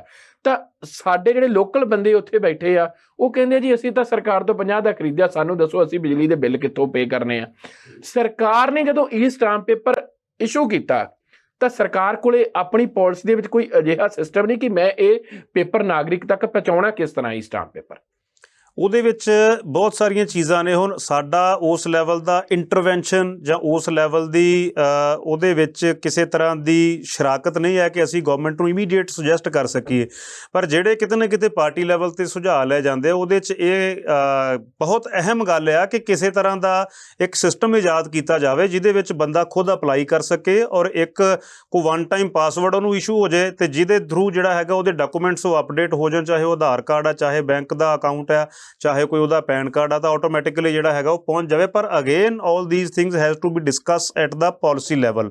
ਸੋ ਜਿਹੜੇ ਲੋਕਾਂ ਨੇ ਇਹ ਪਾਲਿਸੀ ਬਣਾਈ ਹੈ, ਤੁਹਾਡਾ ਜਿਹੜਾ ਇਹ ਸਵਾਲ ਹੈ ਜਾਂ ਇਸ ਤੋਂ ਪਹਿਲਾਂ ਵੀ ਆਪਾਂ ਆਫ ਦਾ ਰਿਕਾਰਡ ਵੀ ਕੁਝ ਗੱਲਾਂ ਕਰ ਰਹੇ ਸੀ, ਤਾਂ ਉਹ ਡੈਫੀਨੇਟਲੀ ਸਰਕਾਰ ਤੱਕ ਪਹੁੰਚਦਾ ਕੀਤਾ ਜਾਊਗਾ, ਕਿਉਂਕਿ ਜਿਹੜੀ ਨੀਅਤ ਔਰ ਨੀਤੀ ਹੈ ਉਹ ਤਾਂ ਇਹੀ ਹੈ ਕਿ ਸਹੂਲਤ ਦਿੱਤੀ ਜਾਵੇ। ਪਰ ਵਾਰ-ਵਾਰ ਇਹਦਾ ਜਿਹੜਾ ਰਿਬਟਲ ਹੈ, ਇਹਦਾ ਜਿਹੜਾ ਰਿਐਕਸ਼ਨ ਹੈ, ਜਿੰਨੀਆਂ ਵੀ ਹੁਣ ਤੱਕ ਸਰਕਾਰ ਨੇ ਜਿਹੜੇ ਫੈਸਲੇ ਲਏ ਆ, ਜਿਹੜੀਆਂ ਪਾਲਿਸੀਜ਼ ਲੋਕਾਂ ਦੇ ਸੰਗਤ ਦੇ ਸਾਹਮਣੇ ਰੱਖਣ ਦੀ ਕੋਸ਼ਿਸ਼ ਕੀਤੀ ਹੈ, ਤਾਂ ਉਹਦਾ ਜਿਹੜਾ ਰਿਐਕਸ਼ਨ ਆ ਉਹ ਕਿਤੇ ਨਾ ਕਿਤੇ ਜੇ 60% ਫਾਇਦਾ ਹੋ ਰਿਹਾ ਤਾਂ 40% ਉਹਦੀ ਜਿਹੜੀ ਰਿਸੈਪਟੈਂਸ ਹੈ ਉਸ ਲੈਵਲ ਦੀ ਨਹੀਂ ਬਣ ਰਹੀ। ਹਾਲਾਂਕਿ ਇਹ ਹਮੇਸ਼ਾ ਤੋਂ ਹੀ ਚੱਲਦਾ ਆਇਆ। ਤੁਸੀਂ ਪਿਛਲੇ ਸਮੇਂ ਦੀ ਗੱਲ ਕਰ ਲਓ ਜਾਂ ਈਵਨ ਪ੍ਰਾਇਰ ਟੂ ਦੈਟ ਦਹਾਕੇ ਪਹਿਲਾਂ ਵੀ ਗੱਲ ਕਰ ਲਓ, ਕੋਈ ਵੀ ਚੀਜ਼ ਜਦੋਂ ਅਸੀਂ ਸੰਗਤ ਦੇ ਸਾਹਮਣੇ ਲੋਕਾਂ ਦੀ ਸਹੂਲਤ ਵਾਸਤੇ ਲੋਕਾਂ ਦੀ ਕਚਹਿਰੀ 'ਚ ਲੈ ਕੇ ਆਵਾਂਗੇ ਤਾਂ ਫੁੱਲਾਂ ਦੇ ਨਾਲ ਥੋੜ੍ਹੇ ਬਹੁਤੇ ਕੰਡੇ ਤਾਂ ਰਹਿੰਦੇ ਆ। ਉਹ ਕਿਉਂਕਿ ਅਸੀਂ ਲੋਕ ਹੀ ਹਾਂ ਜਿਨ੍ਹਾਂ ਨੇ ਲਾਗੂ ਕਰਨਾ। ਤੁਸੀਂ ਕੋਈ ਵੀ ਪਾਲਿਸੀ ਲੈ ਲਓ, ਉਹਦੀ ਇੰਪਲੀਮੈਂਟੇਸ਼ਨ ਲੈਵਲ 'ਤੇ ਹੁਣ ਸਰਕਾਰ ਦੀ ਐਕਸਾਈਜ਼ ਪਾਲਿਸੀ, ਮਾਈਨਿੰਗ ਪਾਲਿਸੀ, ਹੋਰ ਸਾਰੀਆਂ ਚੀਜ਼ਾਂ ਨੇ, ਤਾਂ ਉਹ ਉਹਦੀ policy drafting, policy making level ਦੇ ਉੱਤੇ ਕੋਈ ਫਲੋ ਨਹੀਂ ਤੁਹਾਨੂੰ ਨਜ਼ਰ ਆਊਗਾ ਅਗਰ ਤੁਸੀਂ ਉਹਦਾ ਰਿਵਿਊ ਕਰੋਗੇ। ਜਿਹੜੇ ਵਿਰੋਧੀ ਮੁਖਾਲਫੀਨ ਨੇ ਉਹ ਵੀ ਰਿਵਿਊ ਕਰਨਗੇ, but whenever they will that policy will come at the execution level, ਤਾਂ ਉਹ ਥੱਲੇ ਜਿਹੜਾ ਤੰਤਰ ਹੈ ਉਹਨੂੰ ਸੁਧਾਰਨ ਨੂੰ ਮੈਂ ਬਿਲਕੁਲ ਇਹ ਗੱਲ ਤਸਲੀਮ ਕਰਦਾ ਕਿ ਇਹ ਵੀ ਸਰਕਾਰ ਦੀ ਹੀ ਜ਼ਿੰਮੇਵਾਰੀ ਹੈ, ਕਿਉਂਕਿ ਅਧਿਕਾਰੀ ਤਾਂ ਸਰਕਾਰ ਦੇ ਨਾਲ ਹੀ ਬਦਲ ਜਾਂਦੇ ਆ। ਪਿਛਲੀ ਵਾਰ ਉਹ ਇਹ ਤਾਂ ਹੈ ਨਹੀਂ ਸੀ ਕਿ ਅਕਾਲੀ ਦਲ ਦੇ ਅਫਸਰ ਨੇ, ਕਾਂਗਰਸ ਦੇ ਆ ਜਾਂ ਆਮ ਆਦਮੀ ਪਾਰਟੀ ਦੇ ਆ, ਅਫਸਰ ਸਰਕਾਰ ਦੇ ਆ, ਅਤੇ ਇਹ ਸਰਕਾਰ ਦੀ ਹੀ ਜ਼ਿੰਮੇਵਾਰੀ ਹੈ। ਔਰ ਮੈਨੂੰ ਲੱਗਦਾ ਹੈ ਕਿ ਆਉਣ ਵਾਲੇ ਸਮੇਂ ਦੇ ਵਿੱਚ ਇਹ ਜਿਹੜੀ ਮੁਸ਼ਕਲ ਹੈ ਉਹ ਜ਼ਰੂਰ ਦੂਰ ਹੋਊਗੀ, ਕਿਉਂਕਿ ਅਗਰ ਤੁਸੀਂ ਜਿਸ ਨੀਅਤ ਦੇ ਨਾਲ ਚੀਜ਼ ਬਣਾਈ ਹੈ ਉਹਦਾ ਨਤੀਜਾ ਉਵੇਂ ਨਹੀਂ ਆ ਰਿਹਾ ਤਾਂ ਉਹ ਇੱਕ ਫਿਊਟਾਈਲ ਐਕਟੀਵਿਟੀ ਸਿੱਧ ਹੋ ਰਹੀ ਹੈ, ਜਿਹਦੇ ਨਾਲ ਸਰਕਾਰ ਤੋਂ ਬੈਕਫੁੱਟ 'ਤੇ ਜਾਂਦੀ ਹੈ, ਲੋਕਾਂ ਦੇ ਆਕਰੋਸ਼ ਦਾ ਸਾਹਮਣਾ ਵੀ ਕਰਨਾ ਪੈਂਦਾ। ਸਰ, ਜਿੱਦਾਂ ਤੁਸੀਂ ਇੱਕ ਪਾਲਿਸੀ ਦੀ ਗੱਲ ਕਰਦੇ ਹੋ, ਜਦੋਂ ਇੱਕ ਨਲਾਇਕੀ ਹੁੰਦੀ ਹੈ ਨਾ ਤਾਂ ਉਹਦੇ ਤੋਂ ਕੁਝ ਸਿੱਖ ਲੈਣਾ ਹੀ ਬਹੁਤ ਵੱਡੀ ਸਿਆਣਪ ਹੁੰਦੀ ਆ। ਤਾਂ ਸਰਕਾਰ ਨੂੰ ਕਿਤੇ ਨਾ ਕਿਤੇ ਇਹ ਨਹੀਂ ਲੱਗਦਾ ਜਦੋਂ ਅਜਿਹੀਆਂ ਪਾਲਿਸੀਆਂ ਦੇ ਵਿੱਚ ਜਿਹੜੇ ਬਾਬੂ ਏਸੀ ਦਫ਼ਤਰਾਂ ਦੇ ਵਿੱਚ ਬੈਠ ਕੇ ਪਾਲਿਸੀਆਂ ਬਣਾ ਰਹੇ ਆ, ਸਰਕਾਰ ਦੇ ਬਿਊਰੋਕਰੇਟਸ ਬੰਦੇ ਜਿਹੜੇ ਬੈਠੇ, ਮੰਨ ਕੇ ਚਲੋ ਕਿਸੇ DC ਸਾਹਿਬਾਨ ਨੂੰ, ਕਿਸੇ ਸੈਕਟਰੀ ਸਾਹਿਬਾਨ ਨੇ ਕਿਤੇ ਐਫੀਡੇਵਿਟ ਦੇਣਾ ਤਾਂ ਉਹਨਾਂ ਨੇ ਤਾਂ ਫੋਨ ਕਰਨਾ, ਜਿਹੜੇ ਉਹਨਾਂ ਦੇ ਕਲਰਕ ਸਾਹਿਬਾਨ ਅੰਦਰ ਐਫੀਡੇਵਿਟ ਆ ਜਾਣਾ, ਮੇਬੀ ਉਹਨਾਂ ਨੂੰ ਤਾਂ 50 ਰੁਪਏ ਵੀ ਨਹੀਂ ਦੇਣੇ ਪੈਂਦੇ। ਉਹਨਾਂ ਨੂੰ ਨੀਚਲੇ ਬੰਦਿਆਂ ਦੀ ਤਕਲੀਫ ਨਹੀਂ ਪਤਾ, ਕਿਤੇ ਨਾ ਕਿਤੇ ਪਬਲਿਕ ਓਪੀਨੀਅਨ ਜਿਹੜੀ ਹੈਗੀ ਆ ਉਹ ਨਹੀਂ ਲਈ ਜਾਣੀ ਚਾਹੀਦੀ। ਜਦੋਂ ਸਰਕਾਰ ਨੂੰ ਵਾਰ-ਵਾਰ ਅਜਿਹੀਆਂ ਚੀਜ਼ਾਂ ਦਾ ਸਾਹਮਣਾ ਕਰਨਾ ਪੈ ਰਿਹਾ, ਇਹ ਪ੍ਰੋਬਲਮ ਇਸ 'ਚ ਨਹੀਂ ਇਕੱਲਾ, ਇਹ ਹੋਰ ਵੀ ਬੜੇ ਜਿਹੜੀਆਂ ਪਾਲਿਸੀਆਂ ਡੇ ਬਾਈ ਡੇ ਆ ਰਹੀਆਂ ਉਹਨਾਂ ਦੀ ਗਰਾਊਂਡ ਲੈਵਲ ਦੀ ਜਿਹੜੀ ਜ਼ੀਰੋ ਰਿਪੋਰਟ ਆ, ਆਪਾਂ ਬੈਠ ਕੇ ਇੱਦਾਂ ਹੀ ਡਿਸਕਸ ਕਰਾਂਗੇ ਕਿ ਉਹ ਆਮ ਬੰਦੇ ਤੱਕ ਉਹ ਪਾਲਿਸੀਆਂ ਕਿਵੇਂ ਪਹੁੰਚਦੀਆਂ। ਉਹ ਜੇ ਆਪਾਂ ਇੱਕ ਪਾਲਿਸੀ ਦੀ ਗੱਲ ਕਰੀਏ ਤਾਂ ਸਰਕਾਰ ਉਸ ਤੋਂ ਸਿੱਖਣ ਦੀ ਕੋਸ਼ਿਸ਼ ਕਿਉਂ ਨਹੀਂ ਕਰਦੀ? ਕਿਉਂਕਿ ਅਗਲੀ ਪਾਲਿਸੀ ਬਣਾਉਣ ਲਈ ਪਬਲਿਕ ਦਾ ਜਿਹੜਾ ਕਰੋੜਾਂ ਰੁਪਈਆ ਲੱਗ ਰਿਹਾ, ਠੀਕ ਹੈ, ਆਪਾਂ ਪੰਜਾਬ ਨੂੰ ਬਚਾਉਣ ਦੀਆਂ ਗੱਲਾਂ ਕਰ ਰਹੇ, ਆਪਾਂ ਪੰਜਾਬ ਬਚਾਉਣਾ ਔਰ ਮੁੱਖ ਮੰਤਰੀ ਸਾਹਿਬ ਦੀ ਨੀਅਤ ਆ ਪੰਜਾਬ ਨੂੰ ਬਚਾਉਣ ਦੀ, ਤਾਂ ਆਪਾਂ ਫਿਰ ਇਸ ਅਫਸਰਸ਼ਾਹੀ ਨੂੰ ਕਿਸ ਤਰੀਕੇ ਨਾਲ ਨਕੇਲ ਪਾਵਾਂਗੇ ਕਿ ਅਗਲੀ ਵਾਰੀ ਜਿਹੜਾ ਪਬਲਿਕ ਦਾ ਕਰੋੜਾਂ ਰੁਪਈਆ ਵੇਸਟ ਨਾ ਜਾਵੇ? ਦੇਖੋ, ਹਰ ਵਿਅਕਤੀ ਨੂੰ ਹੱਕ ਹੈ ਆਪਦੀ ਯੂਨੀਅਨ ਬਣਾਉਣ ਦਾ, ਆਪਦੀ ਜਥੇਬੰਦੀ ਬਣਾਉਣ ਦਾ, ਪਰ ਇਹ ਅਖਾਣ ਪਤਾ ਨਹੀਂ ਇੱਥੇ ਢੁਕਦਾ ਕਿ ਨਹੀਂ ਢੁਕਦਾ ਕਿ ਸਮਾਜ ਨੂੰ, ਦਾਤਰੀ ਨੂੰ ਦੰਦੇ ਇੱਕ ਪਾਸੇ ਹੈ ਅਤੇ ਸਮਾਜ ਨੂੰ ਜਾਂ ਲੋਕਾਂ ਨੂੰ ਕਹਿ ਦਿੱਤਾ ਜਾਂਦਾ ਵੀ ਦੋਨੋਂ ਪਾਸੇ ਹੈ।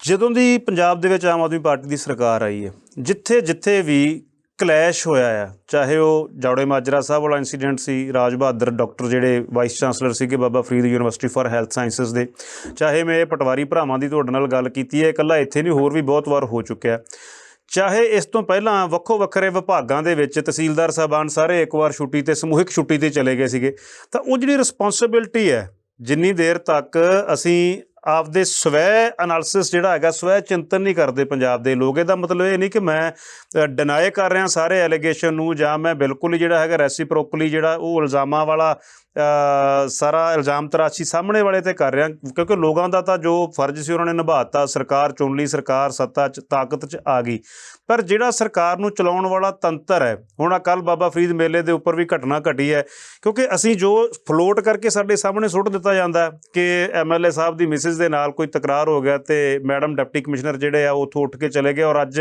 ਜਿਹੜੀ ਬਿਊਰੋਕਰੇਟਸ ਦੀ ਐਸੋਸੀਏਸ਼ਨ ਆ ਉਹਦੇ ਵੀ ਧਿਆਨ 'ਚ ਮਸਲਾ ਆ ਗਿਆ। ਸੋ ਉਹ ਜਿਹੜਾ ਕਲੈਸ਼ ਆ, ਉਹ ਜਿਹੜਾ ਟਕਰਾਅ ਆ, ਉਹਦੇ ਤੋਂ ਬਚਣਾ ਚਾਹੀਦਾ। ਉਹਦੇ 'ਚ ਮੈਂ ਇਸ ਪਲੇਟਫਾਰਮ ਦੇ ਜ਼ਰੀਏ ਵੀ ਮਾਨਯੋਗ ਮੁੱਖ ਮੰਤਰੀ ਸਾਹਿਬ ਦੇ, ਹਾਲਾਂਕਿ ਉਹਨਾਂ ਕੋਲੇ ਤਾਂ ਬੜਾ ਤੰਤਰ ਹੈ ਸਾਰਾ, ਉਹਨਾਂ ਦੇ ਧਿਆਨ 'ਚ ਗੱਲ ਆ ਗਈ ਹੋਵੇਗੀ, ਪਰ ਉਹਨਾਂ ਨੂੰ ਇਸ ਤਰ੍ਹਾਂ ਦਾ ਇੱਕ ਸੈਟਅਪ ਸਾਡੀ ਸਰਕਾਰ ਨੂੰ ਚਾਹੀਦਾ ਕਿ ਐਸਟੈਬਲਿਸ਼ ਕੀਤਾ ਜਾਵੇ, ਔਰ ਉਹਦੇ ਨਾਲ ਹੀ ਲੋਕ ਵੀ ਆਪਣੀ ਜ਼ਿੰਮੇਵਾਰੀ ਸਮਝਣ, ਚਾਹੇ ਉਹ ਕਲੈਰੀਕਲ ਲੈਵਲ 'ਤੇ ਨਹੀਂ ਤੇ ਚਾਹੇ ਹਾਈ ਪ੍ਰੋਫਾਈਲ ਬਿਊਰੋਕਰੇਟਸ ਨੇ, ਕਿਉਂਕਿ ਜੇ ਸਟੇਟ ਬਚਾਉਣੀ ਆ ਤਾਂ ਇਕੱਲਾ ਮੁੱਖ ਮੰਤਰੀ ਨਹੀਂ ਬਚਾ ਸਕਦਾ, ਇਕੱਲੀ ਕੈਬਨਿਟ, ਇਕੱਲੇ MLAs ਨਹੀਂ ਬਚਾ ਸਕਦੇ। ਠੀਕ ਆ, ਉਹਨਾਂ ਦੀ ਜ਼ਿੰਮੇਵਾਰੀ ਹੈ ਕਿ ਥੱਲੇ ਜਿਹੜੀ ਐਗਜ਼ੀਕਿਊਸ਼ਨ ਦੀ ਜਿੰਨੀ ਵੀ ਮਸ਼ੀਨਰੀ ਆ, ਉਹ ਸਾਰਾ ਮੈਕੈਨਿਜ਼ਮ ਆ, ਉਹਨੂੰ ਸਮੂਥ ਤਰੀਕੇ ਦੇ ਨਾਲ ਚਲਾਉਣ, ਉਹਨਾਂ ਦੇ ਵਿੱਚ ਇੱਕ ਕੋਆਰਡੀਨੇਸ਼ਨ ਹੋਵੇ, ਇੱਕ ਕੋਆਪਰੇਸ਼ਨ ਹੋਵੇ। ਪਰ ਮੈਂ ਤੁਹਾਡੇ ਇਸ ਪਲੇਟਫਾਰਮ ਦੇ ਜ਼ਰੀਏ ਜਿਹੜੇ ਵੀ ਸੰਗਤ ਜਿੰਨੇ ਵੀ ਦੇਖ ਰਹੀ ਹੈ, ਉਹਨਾਂ ਨੂੰ ਇਹ ਬੇਨਤੀ ਕਰਨਾ ਚਾਹੁੰਦਾ ਕਿ ਸਾਨੂੰ ਸਾਰਿਆਂ ਨੂੰ ਹੀ ਇਹਦੇ ਵਿੱਚ ਤਿਲਫੁਲ ਯੋਗਦਾਨ ਪਾਉਣਾ ਪਊਗਾ, ਫਿਰ ਕਿਤੇ ਜਾ ਕੇ ਗੱਲ ਬਣਨੀ ਆ। ਅਦਰਵਾਈਜ਼ ਜੇ ਮੈਂ ਹੁਣ ਇਹ ਕਹਾਂ ਕਿ ਗੰਦ ਬਹੁਤ ਆ ਉਹਨੂੰ ਸਾਫ਼, ਉਹ ਗੱਲ ਤੇ ਉਦੋਂ ਦੀ ਚੱਲ ਰਹੀ ਹੈ ਕਿ 70 ਸਾਲ ਦਾ ਜਿਹੜਾ ਗੰਦ ਹੈ ਜੀ, ਉਹ ਸੁਣ ਕੇ ਹੁਣ ਲੋਕ ਅੱਕ ਚੁੱਕੇ ਆ, ਨਾ ਹੀ ਉਹ ਕੋਈ ਦਲੀਲ ਬਣਦੀ ਹੈ। ਜੇ ਲੋਕਾਂ ਨੇ ਸਾਨੂੰ ਮੌਕਾ ਦਿੱਤਾ ਤਾਂ ਉਹਦੇ ਵਿੱਚ ਲੋਕਾਂ ਤੋਂ ਅਸੀਂ ਜਿਹੜੇ ਸਾਥ ਦੀ ਵੀ ਤਵੱਕੋ ਕਿਤੇ ਨਾ ਕਿਤੇ ਕਰਦੇ ਹਾਂ, ਔਰ ਜਿੰਨੀ ਵੀ ਬਿਊਰੋਕਰੇਸੀ ਹੈ ਦਰਜਾ ਬਦਰਜਾ, ਉਹਨਾਂ ਨੂੰ ਬੇਨਤੀ ਕਰਦੇ ਹਾਂ ਕਿ ਜਿਹੜੇ ਫਾਲਤੂ ਦੇ ਕਲੈਸ਼ਸ ਨੇ ਉਹਨਾਂ ਤੋਂ ਸਾਨੂੰ ਕਿਤੇ ਨਾ ਕਿਤੇ ਬਚਣ ਦੀ ਲੋੜ ਹੈ। ਬਿਲਕੁਲ ਜੀ, ਉਸੇ ਸਾਥ ਦੀ ਉਮੀਦ ਦੇ ਨਾਲ ਅੱਜ ਅਸੀਂ ਇਹ ਬੂਹਾ ਖੜਕਾਇਆ। ਸਾਡਾ ਕੋਈ ਸਰਕਾਰ ਨੂੰ ਕ੍ਰਿਟਿਸਾਈਜ਼ ਕਰਨ ਦਾ, ਸਰਕਾਰ ਦੀ ਆਲੋਚਨਾ ਕਰਨਾ ਮੇਰਾ ਪਰਪਸ ਨਹੀਂ ਹੈਗਾ। ਮੇਰਾ ਪਰਪਸ ਆ ਕਿ ਲੋਕਾਂ ਨੂੰ ਜਿਹੜੀ ਤਕਲੀਫ ਆ ਰਹੀ ਆ, ਲੋਕੀ ਜਿਹੜੀ ਮੁਸ਼ਕਿਲ ਦਾ ਸਾਹਮਣਾ ਕਰ ਰਹੇ ਆ, ਕਿਉਂਕਿ ਕਿਸੇ ਵੀ ਕੰਮ ਦਾ ਜਿਹੜਾ ਡਿਜੀਟਲਾਈਜੇਸ਼ਨ ਕੀਤਾ ਜਾਣਾ, ਉਸ ਕੰਮ ਨੂੰ ਸੌਖਾ ਕਰਨਾ, ਈਜ਼ੀ ਕਰਨਾ ਤੇ ਸਾਫ਼ ਸੁਥਰੇ ਤਰੀਕੇ ਨਾਲ ਕਰਨਾ ਮਕਸਦ ਹੁੰਦਾ। ਜਿੱਦਾਂ ਦੁਬਈ ਦੇ ਵਿੱਚ ਪੁਲਿਸ ਆ ਜਿਹੜੀ, ਉਹ ਵੀ ਡਿਜੀਟਲਾਈਜੇਸ਼ਨ ਕੀਤੀ ਆ। ਤੁਸੀਂ ਘਰ ਬੈਠੇ ਆਪਣੀ FIR ਦਰਜ ਕਰਵਾ ਸਕਦੇ ਹੋ, DDR ਕਟਵਾ ਸਕਦੇ ਹੋ, ਆਪਣਾ ਚਲਾਨ ਭਰ ਸਕਦੇ ਹੋ, ਤਾਂ ਜੋ ਡਾਇਰੈਕਟ ਤੁਹਾਡਾ ਹਿਊਮਨ ਬੀਇੰਗ ਦੇ ਨਾਲ, ਇਨਸਾਨ ਦੇ ਨਾਲ ਤੁਹਾਨੂੰ ਵਾਰਤਾਲਾਪ ਨਾ ਕਰਨੀ ਪਵੇ।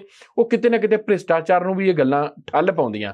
ਪਰ ਇੱਥੇ ਅਸੀਂ ਡਿਜੀਟਲਾਈਜੇਸ਼ਨ ਕਰਕੇ ਭ੍ਰਿਸ਼ਟਾਚਾਰ ਵਧਾਤਾ, ਲੋਕਾਂ ਨੂੰ ਹੋਰ ਮਿਲਣ ਲਾਤਾ, ਔਰ ਜਿਹੜੀ ਆਮ ਸਹੂਲਤ, ਕਿੰਨੇ ਵੈਂਡਰ ਬੈਠੇ ਹੁੰਦੇ ਸੀ, ਆਮ ਹੀ ਆਪਾਂ ਦੇਖਦੇ ਸੀ, ਟਰੰਕ ਰੱਖਿਆ ਹੁੰਦਾ ਸੀਗਾ, ਤੁਸੀਂ 20 ਰੁਪਏ ਵਾਲਾ ਲੈਂਦੇ ਹੋ, 50 ਰੁਪਏ ਵਾਲਾ ਸਟਾਂਪ ਲੈਂਦੇ ਹੋ। ਕਈ ਬੰਦੇ ਸ਼ਾਇਦ ਇਸ ਚੀਜ਼ ਤੋਂ ਰੋਟੀ ਵੀ ਖਾ ਰਹੇ ਸੀ।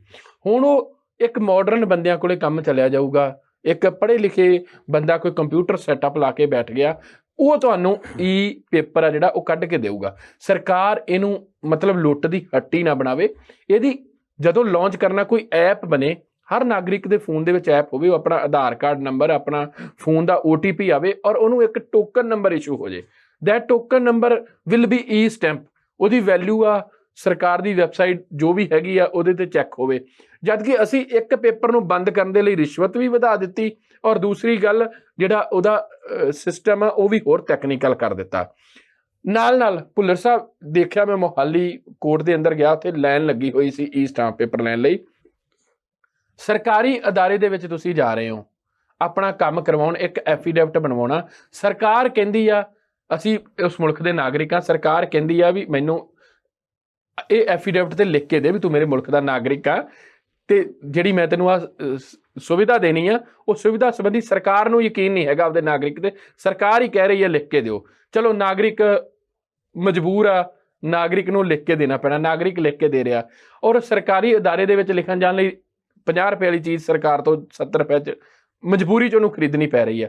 ਔਰ ਜਿਸ ਵਾਹੀਕਲ ਤੇ ਉਹ ਜਾ ਰਿਹਾ, ਮੋਟਰਸਾਈਕਲ, ਸਕੂਟਰ ਤੇ, ਉਹ ਲੋਕਾਂ ਦੇ ਟੈਕਸ ਨਾਲ ਬਣੀ ਬਿਲਡਿੰਗ ਜਿਹੜੀ ਵੀ ਕੋਰਟ ਕੰਪਲੈਕਸ ਆ ਉੱਥੇ ਲੈ ਕੇ ਜਾਂਦਾ, ਔਰ ਉਸ ਕੋਰਟ ਕੰਪਲੈਕਸ ਦੇ ਅੰਦਰ 15 ਮਿੰਟ ਉਹਨੂੰ ਮੋਟਰਸਾਈਕਲ ਖੜਾ ਕਰਨ ਲਈ 15 ਰੁਪਏ ਅਲੱਗ ਤੋਂ ਦੇਣੇ ਪੈਂਦੇ ਆ।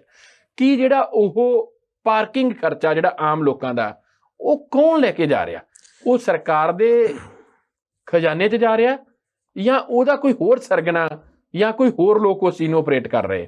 ਉਹਦੇ ਲਈ ਕੌਣ ਜ਼ਿੰਮੇਵਾਰ ਹੈ? ਮੈਂ ਬੜਾ ਮਸ਼ਕੂਰ ਹਾਂ, ਔਰ ਮੈਂ I would like to congratulate to you to ask or to put forward this very query ਇਹ ਬਹੁਤ ਸ਼ਾਇਦ ਸਾਡੀ ਜ਼ਿੰਦਗੀ ਨਾਲ ਰੋਜ਼ਮਰਰਾ ਦੀ ਨਾਲ ਜੁੜਿਆ ਹੋਇਆ ਸਵਾਲ ਆ, ਤੇ ਕਦੇ ਕਿਸੇ ਮੰਚ ਤੇ ਕਿਸੇ ਨੇ ਕੀਤਾ ਨਹੀਂ ਹੋਣਾ। ਬਾਬਾ ਫਰੀਦ ਯੂਨੀਵਰਸਿਟੀ ਵਾਲਾ ਜਿਹੜਾ, ਕਿਉਂਕਿ ਅਸੀਂ ਬੇਸਿਕਲੀ ਫਿਰੋਜ਼ਪੁਰ ਨੂੰ ਬਿਲੋਂਗ ਕਰਦੇ ਹਾਂ, ਤਾਂ ਫਰੀਦਕੋਟ ਉੱਥੋਂ ਕੋਈ 32 ਕਿਲੋਮੀਟਰ ਦੂਰ ਹੈ, ਤਾਂ ਉੱਥੇ ਇਹ ਮੁੱਦਾ ਹੈ ਕਿ ਬਾਕੀ ਮਸਲੇ 'ਚ ਹੋਏ ਆ ਹੱਲ ਤਾਂ ਘੱਟੋ ਘੱਟ ਪਾਰਕਿੰਗ ਦਾ ਵੀ ਕੀਤਾ ਜਾਵੇ। Same identically in Chandigarh and all across the Punjab, ਚਾਹੇ ਮੁਹਾਲੀ ਕੋਰਟ ਕੰਪਲੈਕਸ ਦੀ ਤੁਸੀਂ ਗੱਲ ਕੀਤੀ, ਚਾਹੇ ਖਰੜ, ਚਾਹੇ ਕਿਤੇ ਹੋਰ। ਉਹਦਾ ਦੂਜਾ ਪੱਖ ਇਹ ਹੈ ਕਿ ਚੀਜ਼ਾਂ ਸਾਰੀਆਂ ਨਾ ਆਪਸ 'ਚ ਬੜੀਆਂ ਇੰਟਰਕਨੈਕਟਡ ਵੀ ਨੇ ਔਰ ਵਿਰੋਧਾਭਾਸ ਵੀ ਹੈ ਇਹਨਾਂ ਦੇ ਵਿੱਚ। ਜਿੱਥੇ ਪਾਰਕਿੰਗ ਨਹੀਂ ਹੈ, ਤੁਸੀਂ ਦੇਖੋ ਡੇਲੀ ਦਾ ਅਗਰ ਤੁਸੀਂ ਥਾਣਿਆਂ ਦੇ ਵਿੱਚ ਵਿਜ਼ਿਟ ਕਰਕੇ ਜਾਂ RTI 'ਚ ਰਿਕਾਰਡ ਲਿਓ ਕਿ ਉੱਥੇ ਜਿਹੜੇ 379 ਦੇ ਪਰਚੇ ਨੇ ਚੋਰੀ ਦੇ, ਵਹੀਕਲ ਚੋਰੀ ਦੇ ਸਪੈਸੀਫਿਕਲੀ ਕੈਟਾਗੋਰੀਕਲੀ, ਉਹ ਕਿੰਨੇ ਨੇ। ਅਗਰ ਪਾਰਕਿੰਗ ਨਹੀਂ ਹੈਗੀ ਤਾਂ ਬਾਹਰੋਂ ਵਹੀਕਲ ਚੋਰੀ ਜਿਹੜੀ ਹੈਗੀ ਆ, ਹੁਣ ਇਹ ਵੀ ਅਗੇਨ ਉਹ ਆਪ ਹੀ ਇਹ ਇਲਜ਼ਾਮ ਜਿਹੜਾ ਹੈਗਾ ਫਿਰ ਸਰਕਾਰ 'ਤੇ ਹੁੰਦਾ ਕਿ ਸਰਕਾਰ ਦਾ ਤੰਤਰ ਫੇਲ ਹੈ, ਪੰਜਾਬ ਪੁਲਿਸ ਕਿੱਥੇ ਹੈ, ਕੀ ਕਰ ਰਹੀ ਹੈ, ਲਾਅ ਐਂਡ ਆਰਡਰ ਦੀ ਮੇਨਟੇਨੈਂਸ ਕਿੱਥੇ ਹੈ। ਇਹ all these things will take time, ਕਿਉਂਕਿ ਇਹ ਚੀਜ਼ਾਂ ਨੂੰ ਸਮਾਂ ਲੱਗੂਗਾ। ਔਰ ਜਿਹੜੀ ਪਾਰਕਿੰਗ ਦਾ ਤੁਸੀਂ ਕਹਿ ਰਹੇ ਹੋ ਕਿ ਅਗਰ ਪਾਰਕਿੰਗ ਲਾਟ ਅੱਗੇ ਠੇਕੇ ਦਿੱਤਾ ਜਾਂਦਾ ਤਾਂ ਜਿਹੜੀ ਹੈਗੀ ਆ ਉਹ ਪਰਚੀ ਲਾਈ ਜਾਂਦੀ ਹੈ, ਕਿਤੇ 5 ਰੁਪਏ 10 ਰੁਪਏ, ਕਿਤੇ ਹੋ ਸਕਦਾ 20 ਰੁਪਏ ਵੀ, ਔਰ ਕਈਆਂ ਜਗ੍ਹਾਵਾਂ 'ਤੇ ਇਸ ਤੋਂ ਵੀ ਵੱਧ ਹੈ। ਤਾਂ ਇਹ ਜਿਹੜਾ ਲੋਕਲ ਆਲ ਡਿਪਟੀ ਕਮਿਸ਼ਨਰਸ ਜਿਹੜੇ ਹੈਗੇ ਨੇ, ਉਹਨਾਂ ਦੇ ਪ੍ਰੀਵਿਊ ਦੇ ਵਿੱਚ, ਉਹਨਾਂ ਦੀ ਯੂਰਿਸਡਿਕਸ਼ਨ 'ਚ ਹੈ। ਇਹਦਾ ਪ੍ਰੋਸੀਜਰ ਕੀ ਆ ਉਹਦੇ ਬਾਰੇ ਮੈਨੂੰ ਕੋਈ ਜ਼ਿਆਦਾ ਜਾਣਕਾਰੀ ਨਹੀਂ ਹੈ, ਪਰ ਇਹ ਇਸ ਤਰ੍ਹਾਂ ਦੀ ਚੀਜ਼ ਹੈ ਵੀ ਜਿਹਦੇ ਤੋਂ ਸਾਡਾ ਛੁਟਕਾਰਾ ਨਹੀਂ ਹੋ ਸਕਦਾ। ਜਾਂ ਤਾਂ ਫਿਰ ਉਹਦੇ ਲਈ ਅਸੀਂ ਦੁਬਾਰਾ ਤੋਂ ਫਿਰ ਆਊਟਸੋਰਸ ਕਰਕੇ ਸਰਕਾਰ ਭਰਤੀ ਕਰੇ ਇਸ ਕੰਮ ਵਾਸਤੇ ਵੀ, ਤੇ ਜੇ ਸਰਕਾਰ ਭਰਤੀ ਕਰੂਗੀ ਤਾਂ ਫਿਰ ਉਹਦੇ ਵਾਸਤੇ ਫਿਰ ਉਹੀ ਸਾਰਾ ਪ੍ਰੋਸੀਜਰ ਜਿਹੜਾ ਹੈਗਾ। ਇਸੇ ਕਰਕੇ ਜਿਹੜਾ ਠੇਕੇਦਾਰੀ ਸਿਸਟਮ ਚੱਲ ਰਿਹਾ। ਜਿਹੜਾ ਤੁਹਾਡਾ ਪਹਿਲਾ ਸਵਾਲ ਹੈ ਕਿ ਸਹੂਲਤਾਂ ਜਿਹੜੀਆਂ ਨੇ ਉਹ ਸਾਨੂੰ ਵਰਲਡ ਲੈਵਲ, ਵਰਲਡ ਆਰਡਰ ਦੀਆਂ ਚਾਹੀਦੀਆਂ ਨੇ। ਜਿੱਥੇ ਆਪਾਂ ਬੈਠੇ ਹਾਂ ਇਹਦੇ ਨਾਲ ਇਹ ਜਿਹੜੀ ਲੇਨ ਜਾਂਦੀ ਉਹਦੇ 'ਚ ਫੁੱਟਪਾਥ ਹੈ, ਤਾਂ ਹਰ ਮੈਂ ਤਾਂ ਕਹਿ ਰਿਹਾ ਕਿ ਮੈਜੋਰਟੀ 100 ਚੋਂ 10-20% ਬੰਦੇ ਬੜੇ ਜਿਹੜੇ ਹੈਗੇ ਡਿਸਿਪਲਿਨ ਸਟਿਕਨ ਹੁੰਦੇ ਆ, ਬੜਾ ਅਨੁਸ਼ਾਸਨ 'ਚ ਰਹਿਣਾ ਪਸੰਦ ਕਰਦੇ ਆ। ਪਰ ਬਹੁਤਾਤ ਜਿਹੜੀ ਸਾਡੇ ਵਰਗਿਆਂ ਦੀ ਗਿਣਤੀ ਹੈ, ਉਹਨਾਂ ਦੀ ਕੋਸ਼ਿਸ਼ ਇਹ ਹੁੰਦੀ ਹੈ ਵੀ ਜੇ ਅੱਧੇ ਕਿਲੋਮੀਟਰ 1 ਕਿਲੋਮੀਟਰ 'ਤੇ ਕੱਟ ਆ ਤਾਂ ਇੱਥੋਂ ਸਿੱਧਾ ਹੀ ਜੰਪ ਕਰਕੇ ਦੂਜੇ ਪਾਸੇ ਚਲੇ ਜਾਇਆ ਜਾਵੇ। ਸੋ ਇਹ ਜਿੰਨੀ ਦੇਰ ਤੱਕ ਸਾਡਾ ਆਪਦਾ ਜਿਹੜਾ ਸਿਸਟਮ ਹੈ ਨਾ, ਮਾਨਸਿਕ ਵਰਤਾਰਾ, ਉਹਦੇ 'ਚ ਅਸੀਂ ਤਬਦੀਲੀ ਨਹੀਂ ਲਿਆਉਂਦੇ, ਉਨੇ ਸਮੇਂ ਤੱਕ ਜਿਹੜਾ ਗਵਰਨਮੈਂਟ ਜਿੰਨੇ ਮਰਜ਼ੀ ਹਾਰਡ ਐਂਡ ਫਾਸਟ ਰੂਲ ਬਣਾ ਲਵੇ। ਜਿਹੜੀ ਤੁਸੀਂ ਪੁਲਿਸ ਦੀ ਜਾਂ ਹੋਰ ਤੰਤਰ ਦੀ ਜਾਂ ਭ੍ਰਿਸ਼ਟਾਚਾਰ ਦੀ ਗੱਲ ਕੀਤੀ ਹੈ ਕਿ ਭ੍ਰਿਸ਼ਟਾਚਾਰ ਨੂੰ ਈਸਟ ਆਮ ਨੇ ਜਿਹੜਾ ਬੜਾਵਾ ਦੇਤਾ, ਔਰ ਦੂਜਾ ਜਿਹੜਾ ਤੁਸੀਂ ਕਿਹਾ ਕਿ ਲੇਬਰ ਜਿਹੜੀ ਮੈਨੂਅਲ ਆ ਉਹ ਵਿਹਲੀ ਹੋ ਰਹੀ ਆ, ਕੰਮ ਜਿਹੜਾ ਹੈਗਾ ਉਹਨਾਂ ਦੇ ਕੋਲੋਂ, ਉਹਨਾਂ ਦੇ ਹੱਥੋਂ ਨਿਕਲ ਰਿਹਾ। ਤੁਹਾਨੂੰ ਯਾਦ ਹੋਣਾ ਜਦੋਂ ਮੁਲਾਇਮ ਸਿੰਘ ਯਾਦਵ ਯੂਪੀ ਦੇ ਮੁੱਖ ਮੰਤਰੀ ਸੀ ਤੇ ਇੱਕ ਵਾਰ ਉਹਨਾਂ ਨੇ ਕਿਹਾ ਤਾਂ ਸੀ ਕਿ ਮੈਂ ਲੈਪਟਾਪ ਕੰਪਿਊਟਰ ਜਿਹੜੇ ਹੈਗੇ ਉਹ ਬੰਦ ਕਰ ਦੇਣੇ, ਸਾਰਾ ਕੰਮ ਮੈਨੂਅਲੀ ਕਰਾਉਣਾ। ਤਾਂ ਉਹਦਾ ਕ੍ਰਿਟਿਸਿਜ਼ਮ ਵੀ ਉਸ ਚੀਜ਼ ਦਾ ਬਹੁਤ ਜ਼ਿਆਦਾ ਹੋਇਆ। ਉਹ ਗੱਲ ਕਿਤੇ ਨਾ ਕਿਤੇ ਗਲਤ ਵੀ ਹੈ। ਹੁਣ ਸਾਨੂੰ ਵਕਤ ਦੀ ਪੈੜ ਦੇ ਵਿੱਚ ਪੈੜ ਪਾ ਕੇ ਜਿਹੜਾ ਹੈਗਾ, ਪੈਰ 'ਚ ਪੈਰ ਪਾ ਕੇ ਚੱਲਣਾ ਪਊਗਾ। ਜੇ ਅਸੀਂ ਇਹ ਆਖੀ ਜਾਈਏ ਕਿ ਡਿਜੀਟਲਾਈਜੇਸ਼ਨ ਦੇ ਨਾਲ ਜਿਹੜਾ ਮੈਨੂਅਲ ਲੇਬਰ ਹੈ ਉਹ ਖਤਮ ਹੋ ਰਹੀ ਹੈ, ਉਨੇ ਹੀ ਮੌਕੇ ਅੱਗੇ ਵਧ ਰਹੇ ਨੇ। ਮੈਂ ਕੋਈ ਪਰਟੀਕੂਲਰ ਕਿਸੇ ਟਰੇਡ ਦੀ ਗੱਲ ਨਹੀਂ ਕਰੂੰਗਾ, ਕਿਉਂਕਿ ਉਹ ਇੱਕ ਪ੍ਰਮੋਸ਼ਨ ਸੌਰਟ ਆਫ, ਜਾਂ ਹੋ ਸਕਦਾ ਕਿ ਕੋਈ ਵਿਅਕਤੀ ਉਸ ਚੀਜ਼ ਨੂੰ ਨਾ ਲਾਈਕ ਕਰਦੇ ਹੋਣ, ਪਰ ਸਾਡੇ ਕੋਲੇ ਉਵੇਂ ਨਵੀਆਂ ਚੀਜ਼ਾਂ ਜਿਹੜੀਆਂ ਹੈਗੀਆਂ ਨੇ ਸਮੇਂ ਦੇ ਹਿਸਾਬ ਦੇ ਨਾਲ ਉਹ ਇਜਾਦ ਹੋ ਰਹੀਆਂ। ਅਤੇ ਜੇਕਰ ਅਸੀਂ ਆਪਣੇ ਆਪ ਨੂੰ ਅਪਡੇਟ ਕਰਕੇ ਰੱਖਾਂਗੇ, ਆਪਣੇ ਆਪ ਨੂੰ ਐਜੂਕੇਟ ਕਰਾਂਗੇ, ਇਹੀ ਰੌਲਾ ਜਿਹੜੀਆਂ ਯੂਨੀਵਰਸਿਟੀਆਂ ਦੇ ਵਿੱਚ, ਜਾਂ ਜਿਵੇਂ ਪੰਜਾਬੀ ਯੂਨੀਵਰਸਿਟੀ ਦੇ ਫਾਈਨੈਂਸ਼ੀਅਲ ਕਰੰਚ ਦਾ ਸੀਗਾ, ਜਾਂ ਜਦੋਂ ਸਵਰਨ ਸਿੰਘ ਬੋਪਾਰ ਆਏ ਉੱਥੇ ਵਾਈਸ ਚਾਂਸਲਰ ਆਏ, ਹੁਣ ਉਹ ਗੱਲ ਵੀ ਆਪਸ 'ਚ ਵਿਰੋਧਾਭਾਸ ਹੈ। ਇਹ ਗੱਲ ਕਾਫੀ ਰਲਗੱਡ ਹੋ ਗਈ, ਵਿਸ਼ੇ ਤੋਂ ਬਾਹਰ ਚਲੀ ਗਈ, ਕਿਉਂਕਿ ਪੰਜਾਬੀ ਯੂਨੀਵਰਸਿਟੀ ਬੇਸਿਕਲੀ ਪੰਜਾਬੀ ਦੇ ਪ੍ਰਸਾਰ ਤੇ ਪ੍ਰਚਾਰ ਵਾਸਤੇ ਬਣਾਈ ਗਈ ਸੀ, ਗੁਰੂ ਨਾਨਕ ਸਾਹਿਬ ਦੇ ਬਰਥ ਐਨਵਰਸਰੀ ਦੇ ਉੱਪਰ। ਅਤੇ ਉਹਨਾਂ ਨੇ ਉੱਥੇ ਬਹੁਤ ਸਾਰੇ ਕੋਰਸ ਇਸ ਤਰ੍ਹਾਂ ਦੇ ਸਕਿਲਡ ਕੋਰਸ ਜਿਹੜੇ ਆ, ਵੋਕੇਸ਼ਨਲ ਕੋਰਸ ਲੈ ਆਂਦੇ। ਬਹੁਤ ਸਾਰੇ ਪੰਜਾਬ ਇਤਿਹਾਸੀਆਂ ਨੇ ਵਿਰੋਧ ਕੀਤਾ, ਪਰ ਉਹਨਾਂ ਦਾ ਉਸ ਸਮੇਂ ਕਹਿਣਾ ਸੀਗਾ ਕਿ ਭਾਈ ਵਕਤ ਦੀ ਲੋੜ ਹੈ। ਉਵੇਂ ਹੀ ਹੁਣ ਜਿਹੜੇ ਸਾਡੇ ਆ ਪ੍ਰੋਫੈਸਰ ਸਾਹਿਬਾਨ 1158 ਉੱਥੇ ਗਏ ਸੀਗੇ ਪ੍ਰੋਟੈਸਟ ਕਰਨ ਵਾਸਤੇ ਤੇ ਲਾਠੀਚਾਰਜ ਹੋ ਗਿਆ। ਦੈਟ ਇਜ਼ ਵੈਰੀ ਅਨਫੋਰਚੂਨੇਟ, ਔਰ ਉਸ ਦੀ ਨਿੰਦਾ ਕੀਤੀ ਜਾਣੀ ਚਾਹੀਦੀ ਹੈ। ਪਰ ਜਿੰਨੀ ਦੇਰ ਤੱਕ ਅਸੀਂ ਟੈਕਨੀਕਲੀ, ਡਿਜੀਟਲੀ ਸਾਊਂਡ ਨਹੀਂ ਹੋਵਾਂਗੇ, ਤਾਂ ਆਉਣ ਵਾਲਾ ਸਮਾਂ ਜਿਹੜਾ ਹੈਗਾ ਫਿਰ ਸਾਡੇ ਵਾਸਤੇ ਹੋਰ ਜ਼ਿਆਦਾ ਭਿਅੰਕਰ ਤੇ ਆਈਡਲਰਨੈਸ ਵਾਲਾ ਹੋਊਗਾ। ਸੋ ਇਹ ਤਾਂ ਸਮੇਂ ਦੀ ਲੋੜ ਆ, ਬਟ ਇਹਦੇ ਹਾਣ ਦੇ ਕਿਵੇਂ ਹੋਣਾ ਵਾ, ਉਹਦੇ ਵਾਸਤੇ ਸਰਕਾਰ ਵੀ ਜ਼ਰੂਰ ਤਰੱਦਦ ਕਰੂਗੀ, ਔਰ ਮੇਰੇ ਖਿਆਲ ਨਾਲ ਐਫਰਟਸ ਜਿਹੜੇ ਉਹ ਚੱਲ ਵੀ ਰਹੇ ਆ। ਇਹਦਾ ਮਤਲਬ ਭੁੱਲਰ ਸਾਹਿਬ, ਆਉਣ ਵਾਲੇ ਸਮੇਂ ਦੇ ਵਿੱਚ ਲੋਕਾਂ ਨੂੰ ਚਾਹੀਦਾ, ਜਦੋਂ ਕੋਈ ਵੀ ਮਿਨਿਸਟਰ ਜਾਂ ਸਰਕਾਰੀ ਅਦਾਰੇ ਦਾ ਬੰਦਾ ਤੁਹਾਡੇ ਘਰ ਵੋਟਾਂ ਮੰਗਣ ਆਉਂਦਾ, ਤਾਂ ਅਸੀਂ ਉਹਨਾਂ ਨੂੰ ਵੀ ਆਖੀਏ ਕਿ ਭਾਈ ਤੁਹਾਡੇ ਵਹੀਕਲ ਦੀ ਜ਼ਿੰਮੇਵਾਰੀ ਸਾਡੀ ਨਹੀਂ ਹੈਗੀ, ਜਾਂ ਤਾਂ ਤੁਸੀਂ ਪੈਦਲ ਆਓ। ਅਗਰ ਮੇਰੀ ਕਲੋਨੀ 'ਚ, ਮੇਰੇ ਘਰ 'ਚ ਵਹੀਕਲ ਲੈ ਕੇ ਆਉਣਾ, ਤਾਂ ਉਹਦੀ ਨਿਗਰਾਨੀ ਵਾਸਤੇ ਤੁਹਾਨੂੰ ਜਿਹੜਾ ਫੀਸ ਦੇਣੀ ਪਊਗੀ। ਦੂਸਰੀ ਗੱਲ, ਅੱਜ ਆਪਾਂ ਨੂੰ ਨਾ ਸਮਾਂ ਇਜਾਜ਼ਤ ਨਹੀਂ ਦਿੰਦਾ। ਮੈਨੂੰ ਬਹੁਤ ਹੀ ਜ਼ਿਆਦਾ ਆਨੰਦ ਆ ਰਿਹਾ, ਔਰ ਮੈਂ ਬੜਾ ਖੁਸ਼ ਤੇ ਸੰਤੁਸ਼ਟ ਵੀ ਹਾਂ ਕਿ ਤੁਸੀਂ ਪਾਰਟੀਬਾਜ਼ੀ ਤੋਂ ਹਟ ਕੇ ਮਤਲਬ ਗੱਲਾਂ ਕੀਤੀਆਂ। ਔਰ ਮੈਂ ਉਮੀਦ ਵੀ ਇਹੀ ਕਰਦਾ ਸੀ, ਆਪਾਂ ਸ਼ੋਅ ਸ਼ੁਰੂ ਕਰਨ ਤੋਂ ਪਹਿਲਾਂ ਵੀ ਮੇਰਾ ਪਰਪਸ ਇਹ ਸੀ ਵੀ ਆਪਾਂ ਇਸ ਸ਼ੋਅ ਦੇ ਨਾਲ ਆਮ ਪਬਲਿਕ ਦੇ ਹਿੱਤਾਂ ਦੀ ਕਿਹੜੀ ਗੱਲ ਕਰ ਸਕਦੇ ਹਾਂ ਆਪਾਂ, ਉੱਥੇ ਇਸ ਸ਼ੋਅ ਦਾ ਜਿਹੜਾ ਅੱਜ ਮੇਨ ਪਰਪਸ ਰੱਖਾਂਗੇ। ਸਾਡਾ ਮੇਨ ਮਕਸਦ ਸੀ ਇੱਥੇ ਡਿਸਕਸ ਕਰਨਾ ਕਿ ਜਿਹੜਾ ਈ ਸਟਾਂਪ ਪੇਪਰ ਆ, ਪਹਿਲੀ ਗੱਲ ਤਾਂ ਉਹਦੇ ਨਾਲ ਜਿਹੜਾ ਵਾਤਾਵਰਨ ਦਾ ਹੋਰ ਨੁਕਸਾਨ ਹੋ ਰਿਹਾ, ਉਹ ਤੁਸੀਂ 1 ਪੇਜ ਦੀ ਜਗ੍ਹਾ ਤੇ 3 ਪੇਜ ਆ ਜਿਹੜੇ ਉਹ ਵੇਸਟ ਕਰ ਰਹੇ ਹੋ। ਦੂਸਰਾ, ਉਸ ਦੇ ਉੱਪਰ ਬਲੈਕ ਹੋ ਰਹੀ ਆ 50 ਰੁਪਏ ਵਾਲਾ ਸਟਾਂਪ ਆਮ ਬੰਦੇ ਨੂੰ 70 ਰੁਪਏ ਦਾ ਪੈ ਰਿਹਾ, ਜੇ ਪਾਰਕਿੰਗ ਫੀਸ ਵੀ ਨਾਲ ਲਾ ਲਈ ਜਾਵੇ ਤਾਂ 90 ਰੁਪਈਆਂ ਦਾ ਪੈ ਰਿਹਾ ਸਿਰਫ ਖਰੀਦ। ਉਸ ਦੇ ਉੱਪਰ ਕੀ ਲਿਖਵਾਉਣਾ ਤੇ ਕੀ ਨੋਟਰੀ ਨੂੰ ਦੇਣਾ ਉਹ ਬਾਅਦ ਦੀ ਗੱਲ ਆ।